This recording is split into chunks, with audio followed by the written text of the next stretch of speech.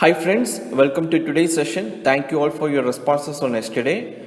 And our quiz question was, I asked about a company name which is an FPC started by Vilas Shinde in 2011 and become now the largest FPC in India.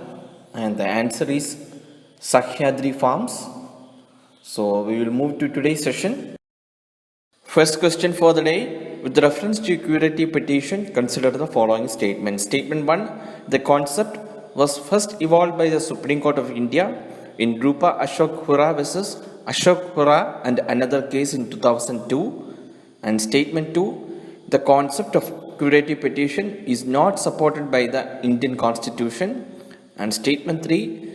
Such a petition needs to be filed within 30 days from the date of judgment or order.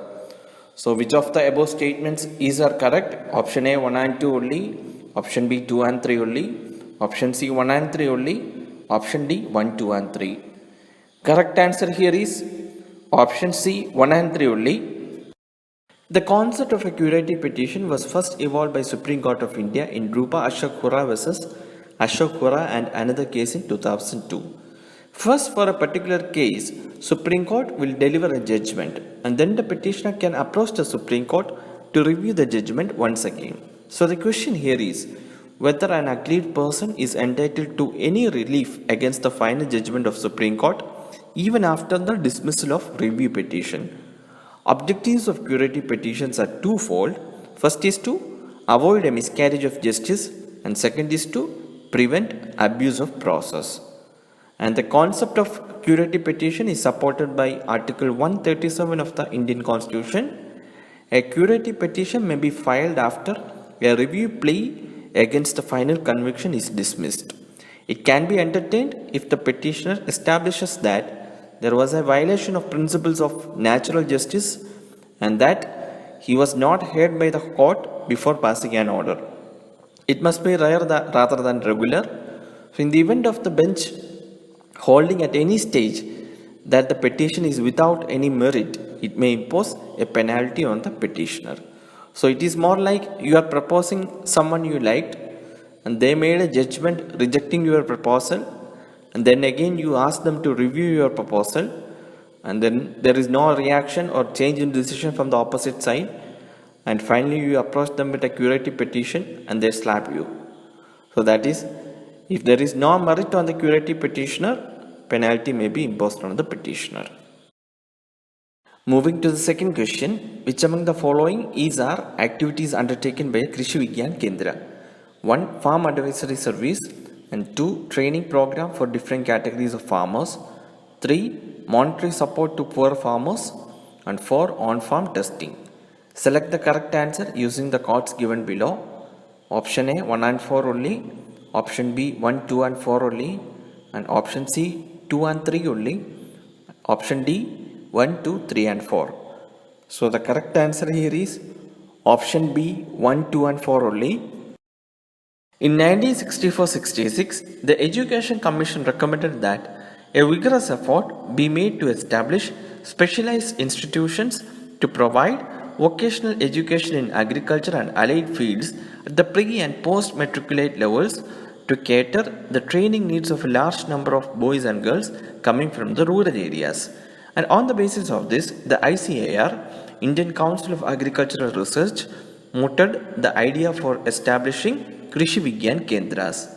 And it is seen as an innovative institutions for imparting vocational training to the practicing farmers, school dropouts, and field level extension functionaries.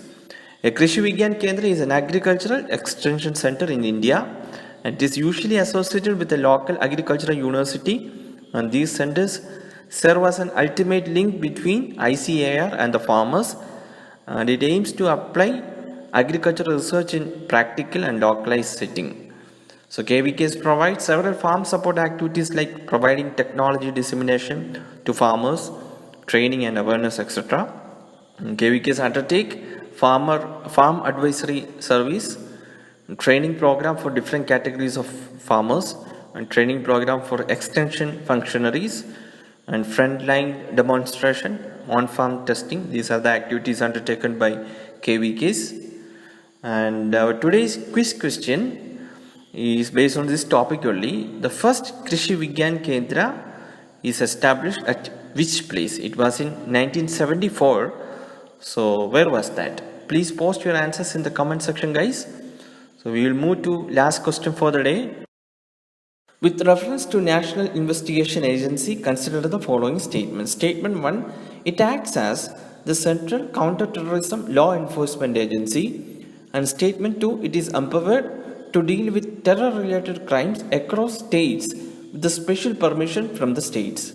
And statement 3, the presiding judge of Special NIA Court is a retired Supreme Court judge. Which of the above statements are correct? Option A 1 only, option B 1, 2 and 3, option C 2 and 3 only, option D 1 and 3 only. So the correct answer here is option A 1 only. National Investigation Act 2008 was first introduced on the wake of 26/11 Mumbai terrorist attack. The act made National Investigation Agency the only truly federal agency in the country along the lines of FBI in the United States. It is more powerful than the CBI. It gives the NIA powers to take suo motu cognizance of terror activities in any part of India and register a case, and to enter any state without permission from the state government and to investigate and arrest people. So it is a central agency to investigate and prosecute offences affecting the sovereignty, security and integrity of India, and security of state and friendly relations with foreign states, and cases against atomic and nuclear facilities. And the 2019 NIA Amendment Act expanded the type of offences that NIA could investigate and prosecute. The agency can now investigate offences related to human trafficking, counterfeit currency, manufacture or sale of prohibited arms, cyber terrorism and offences under the Explosive Substances Act 1908. And the amendment also enables the central government to designate sessions courts as special courts for NIA trials. These are presided over by a judge appointed by the central government on the recommendation of the Chief Justice of High Court with jurisdiction in that region. So it is not a retired Supreme Court judge.